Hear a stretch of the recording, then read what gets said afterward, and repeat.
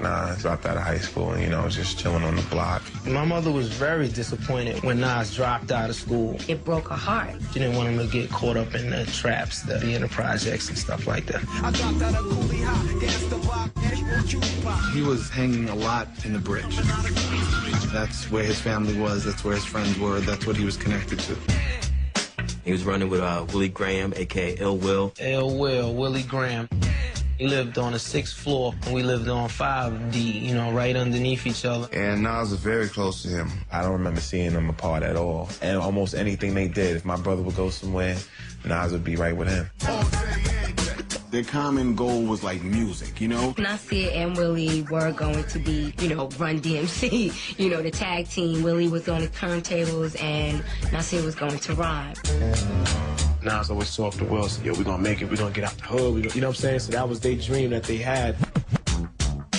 He looked at me and just told me, I'm going to be a rapper, and everyone's going to love my music. I'm going to change the whole game, take this whole over, and be the man.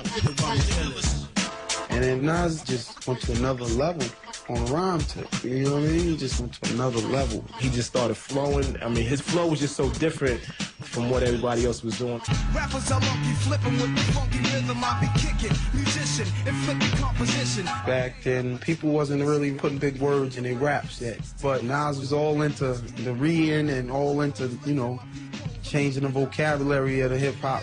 The way he put his rhyme was like, you couldn't have guessed that he dropped out at the 9th grade. I'm taking rappers to a new plateau. Through rap slow, my rhyming is a vitamin. Hell without a capsule. He did a lot of self-teaching. He read all day, all the time. I mean, doctor books, language books, law books. He used to read the dictionary. He used to read a full dictionary. Well, acapella rhymes make me richer than a slipper made Cinderella fella. Nas was coming out with words like cranium and crazy stuff that nobody in the hood really never heard of them words, like, you know what I'm saying? He just was the smartest street rapper in the hood. Yeah. One time for your mind, one time. If he started freestyling, we would just close our eyes, and we could see the whole thing. His mother's response to him saying he wanted to be a rapper was, oh, I can't believe this. She threw her hands in the air because it was like, of all the things, why a rapper? But she knew, this is my son. This is what he wants to do. I know he's talented. I'm going to support him. Once she knew that he wanted to be in the music business, she just said, all right, I'm going to just help you then. She was the one who gave him the money to put together his demos and that kind of thing. I watched her give him $60. And I used to say, why did you give him? I thought you didn't have no money. And she used to be like, he's going to the studio. Nas wanted to get into the studio and do a little demo or whatever, and his friend was like, yo, my man, Large Professor, probably hook you with a beat. At the time, Large Professor was one of the hottest producers around in the game. He was working out of a studio called Power Play Studios, and Nas was just a kid from Queensbridge who would walk up the block to the studio trying to get put on. So Large came in there, and Nas is rapping, Yo, they call me Nas, I'm not your legal type of fella. Never drinking and all I ain't smoking street dweller. And Large was like, yo, this kid from Queensbridge, he's pretty dope. Nas is a rebel of the street corner. Nas was only 17 when he hooked up with Large Professor. The timing was perfect for Nas because Large Professor was about to record this album, Breaking Atoms, with his group Main Source, that was going to feature a whole bunch of artists.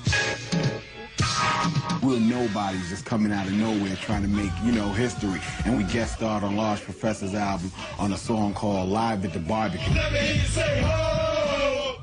He gave Nas his shot, man, and it just was on from there. I work fantastic, realistic. My raps are drastic, not simplistic. Nas spit one verse on Live at the Barbecue. Sometimes that's all it takes is one verse. Streets disciple, my raps are trifle. I shoot slugs from my brain just like a rifle. Streets disciple, my raps are trifle. I shoot slugs from my brain just like a rifle. Stampede the stage, I leave the microphone split. Play this the toughie while I'm on some pretty tones.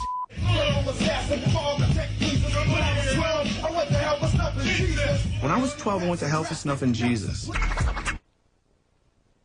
I'm sorry, that's just genius. Radioactive, attractive, hyperactive, I drop bombs, my rhymes are massive. That one verse did it, you know what I mean? That was the knockout punch, the like blow to the gut right there where the people just fell on the floor, you know? And they were like, wow. Everything was just completely disgustingly ill on the lyrical side. But I was just like, this dude is gonna be the next dangerous thing to happen to hip-hop.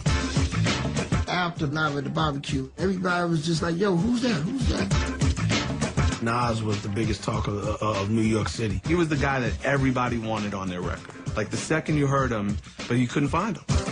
He wasn't out. Like, he wasn't networking. He wasn't politicking.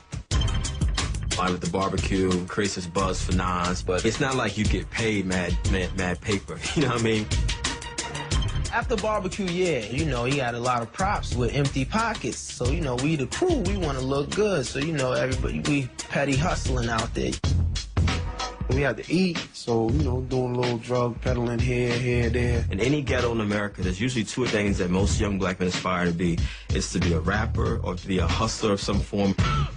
If you sell crack, you get girls, you're going to have a bunch of money in your pocket, you get respect. You almost could not run from it. It was like, oh, I could make $500 in 20 minutes. You know, we're in the projects, everybody needs fast money, so, you know, Nas sold some crack. Selling crack on 40th Avenue and Vernon Boulevard. That was the hardest job I ever had. You know the chances that if you got knocked up, got killed, got shot, that was part of the game. It was a summer night, May, it was kind of hot. Jungle Nas's brother, he was hanging with my brother, and they were hanging on the benches, and my brother was on his bike. Ill Will was collecting money for a cookout we was going to have the next day. But he got into an altercation with somebody. And now, you know, we thinking nothing's going to happen or whatever, but the guy got a gun. He got a gun on him, man, you know what I'm saying? So I was like, Will, what's up, man? What you going to do? So Will was like, what? I ain't running from nobody. That was his last words. I'm not running from nobody. Then one of the dudes pulled out a gun and shot him 3 times in the back. Then Will looked at me with the wide eyes and just fell. I was like shocked. I just stood still. And the dude that did the shooting turned to me and started squeezing too. My son Jungle was with him. So Jungle was shot in the leg. Nas was upstairs in the building, and as soon as he heard the shots, he knew that was right where we hung out at. My brother came home and said, you know, Jabari's been shot. They got Willie. May 23rd, 1992, Ill Will got killed, yeah. The neighborhood was shocked. When they said Will got shot, I was like, nah, not him. He was like one of our best friends since the beginning of time. It took a lot out of a lot of people, and I think it took more so a lot out of Nasir because they were like brothers. When Willie passed, I was afraid of Nasir straying from his path. In his home, here is his close friend and his brother, you know, being shot. I really expected him to just go straight downhill from there. Ill Will, rest in peace, yo, I'm out.